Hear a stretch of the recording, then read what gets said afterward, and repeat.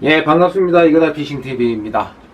자, 쉽게 알자 붕어낚시 찌와 찌 맞춤에 관한 소재로 12개의 영상을 준비했는데요.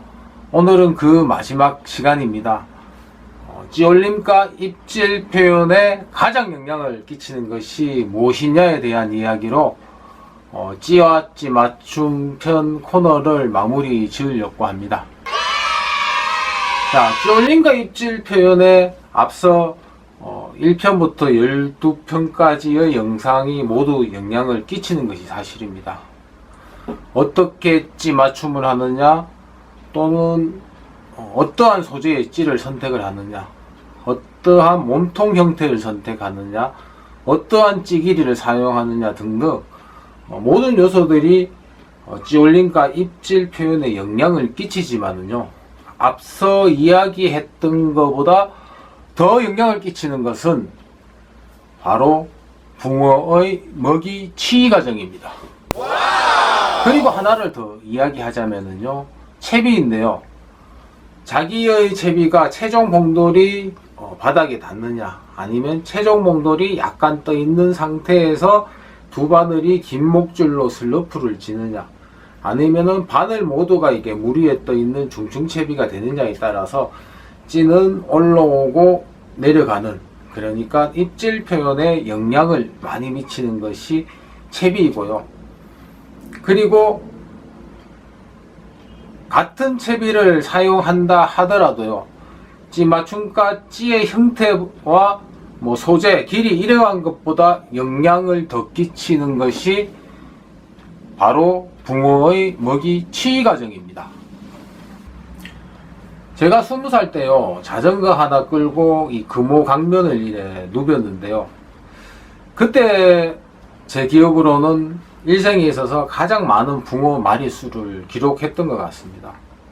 그때 낚시를 제가 상당히 잘해서 그런 것이 아니고요, 각 관계마다 어자원이 상당히 많았습니다. 베스 분류길이 없었기 때문에 보통 25cm가 넘어가는 준척급 붕어의 입질을 상당히 많이 받았는데, 시기가 영상을 제작하는 한 11월달, 지금 이 시기 정도 된 것 같습니다. 약 중순정의 날씨인데, 어제 낚시를 갔는데요, 입질이 그냥 이렇게 수면에 달랑말랑 하면은 빼꼼히 주다가 그냥 찌가 쭉 하고 이렇게 밀어 올리는 입질이 많았습니다. 그래서 아주 신나게 붕어를 한 20-30마리 정도 낚고 다음날 또 밤낚시를 들어갔습니다. 그런데 입질 표현이 완전 180도 틀려버린 겁니다. 입질이 요거 빼꼼하게 주다가요, 정말 묵직하게 한 반마디에서 반마디 정도 이렇게 탁 하고 멈추어 버리는 겁니다. 저 뭐지? 하면서 처음에 놓쳤겠죠. 근데 두 번째, 세 번째도 그런 입질이 이어지길래 챔질해 보았습니다. 그러니까 정아웃이 딱 되어버리는 겁니다. 어제는 분명하게 찌가 이렇게 멋지게 올렸는데, 오늘 되니까 빼꼼하게 그냥 묵직하게 한 반에 반마디 정도 탁 하고 올려버리는 겁니다. 그래서 한 10수 정도 잡고 난 뒤에, 이거는 찌 맞춤에도 영향이 있을까 싶어가지고 봉도를 좀 깎아봤죠. 깎고 낚시를 해도 똑같은 입질이 이어졌습니다. 더 깎아버렸는데, 더 깎으니까 예신을 주고 찌가 이렇게 올리긴 올리는데, 규칙적으로 올리지 않고요, 어떤 거는 천천히 올렸다가 아니면 푹 올렸다가 자기 마음대로 올린 겁니다. 올리는 입질 중에서 한 4-5번 정도 챔질을 해야 한 마리 정도 걸리는 그러한 현상을 초래했는데요. 지금 생각해보니까 아마도 봉돌이 살짝 떠 있고 바늘이 짧은 목줄의 바늘이 슬로프가 지는 그런 형태라서 이 사각지대가 상당히 많죠. 붕어의 사각지대가 넓어서 그러한 입질이 이어졌고 거챔질이 이어졌다고 얘기집니다. 아무튼 붕어의 입질이 계절에 따라서, 그리고 당일의 현장 조건에 따라서 확연히 틀려지는 경우를 종종 경험하게 되는데요. 동일한 조건, 그러니까 아주 붕어의 활성도가 적고 바닥이 깨끗한 상황에서는 찌 맞춤을 어떻게 하든 찌 선택을 어떻게 하든 붕어는 먹으려고 확연히 이 활성도가 올라가 있기 때문에 모두가 이제 정상적인 입질을 보여준다고 여기시는데요. 하지만 낚시를 하면서 여러 가지 변수적인 상황에 만났을 때 붕어의 먹이 먹는 과정은 조금 다르게 표현이 되는 것 같습니다. 붕어의 먹이 먹는 과정은 상황에 따라 좀 틀려지는 것 같습니다. 자, 앞선 얘기했듯이 기상과 계절에 따라서 입질 표현이 틀려질 때가 있고요. 그리고 기본적으로 먹이에 따라서 틀리지죠. 지렁이를 쓰느냐, 떡밥을 쓰느냐, 옥수수를 쓰느냐, 새우를 쓰느냐에 따라서 찌올림의 변화가 많이 발생이 됩니다. 그리고 바닥 상태에 따라서도 상당히 많이 발생이 되죠. 바닥이 깨끗한 곳은 아무래도 찌를 논수도브를 쭉 올리는 경우가 많고요. 바닥이 지저분한 곳은 1단, 2단, 3단 이런 입질이 좀 덜어 나타나는 것 같습니다.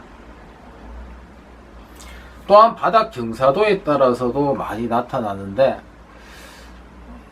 바닥 경사가 이렇게 심한 지역이면은요, 찌가 이렇게 쫙 하고 밀어 올리지 않고 예심조트가 그대로 탁 하고 빨려버리는 그러한 입질이 또 많이 발생이 되고요.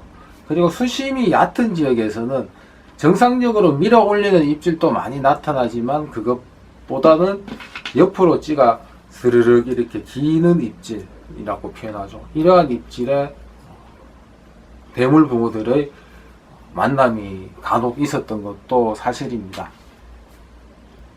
그리고 붕어의 사이즈에 따라서도 입질 표현이 틀려지는데, 아무래도 대물의 입질, 대물붕어의 입질은 조금 느긋하고요, 부드럽고 탁탁 끊어지는 현상이 좀 덜합니다. 입질만 봐도 아, 이거 큰 놈이구나, 잔챙이구나, 딱 이렇게 감이 오는 경우가 많은데요.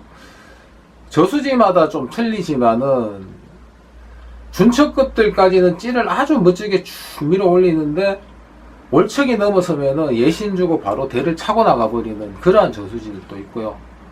그리고 준척급들까지 찌를 멋지게 올려도 정말 월척급 이상 대물들은 예신만 꼭 해주고 한 마디 두 마디에서 딱 하고 묵직하게 멈추는 경우가 많습니다.